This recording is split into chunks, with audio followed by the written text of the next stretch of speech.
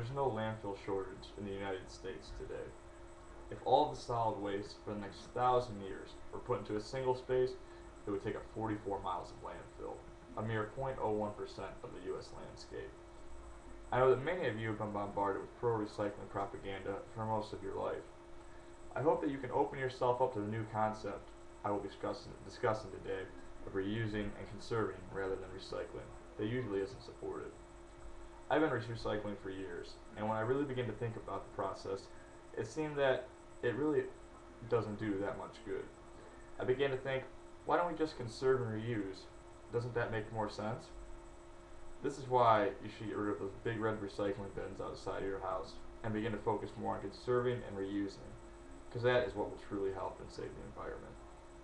I'll explain to you why recycling paper really does more harm than good, why recycling really does not save energy, and why recycling is not economically viable.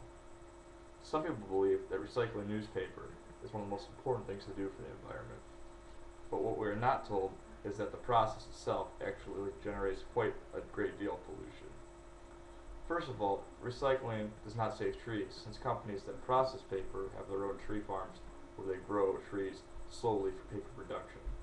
Pristine and untouched forests, like the Amazon, are not used for paper production, according to Petry's article in 2008 titled Reusing, Conserving, and Recycling. It is also true that recycling newspapers requires old ink to be bleached from the pages. This is a very chemically intensive process that generates a large amounts of toxic waste, as opposed to the benign waste that would result from simply throwing the paper away into landfills, according to Rethinking Recycling's article titled in 2005. Instead of newspapers, just use online sources for news. They are much more economically viable and environmentally friendly. They very much truly embrace the reusing and conserving mantra. It also is believed that a lot of energy is saved from recycling, but this is not true. The power saved by recycling is voided because of the power it takes to recycle. The power used to recycle products makes the benefits from recycling null. The energy used required to separate plastics and magazines proves to be inefficient and extremely time-consuming. Magazines especially contain too much foreign debris, which often gets a whole load of recycling rejected, wasting much time and effort. Extracting the recyclable materials from these products proves to be just a completely inefficient process. The energy used in greenhouse gases that are emitted from the recycling process, it seems, are just completely destroying the whole point, as we are essentially sorting things into different piles before we throw them away. Plus, recycling means that there will be more trash pickups, which means more trucks on the road, generating more air pollution.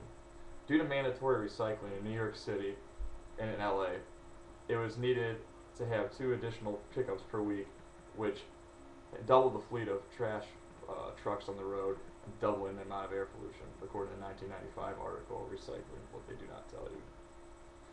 Not only does recycling hurt the environment, it hurts the economy. Recycling is really not even that economical of a process. Some people believe that when they're using recycled products, they're saving money. But if examined closely, this proves to be inaccurate. Recycled products do tend to be somewhat less expensive on the store shelves, but the retail cost does not always tell the whole story. For example, if New Yorkers had simply thrown away all the garbage they had, instead of sorting it, paper, and washing out bottles and cans during the last 7 years, the whole city would have saved at least $500 million. The savings would have been enough to build a dozen new public schools or put $15,000 worth of computers into existing classrooms. It might have been used to increase the Parks Department's operating budget by about 50% each year, according to Elias's article in 2009. Quite often, recycling programs are paid for the taxpayers, and once your local recycler collects your trash and processes it, they turn around and sell to whichever company will make the retail products.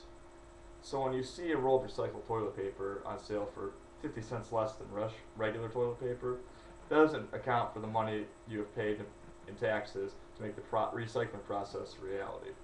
Remember also that your dollars also must be used to pay for the employees of government recycling programs for their wages. Recycling is not the right answer. for purposes of helping the environment.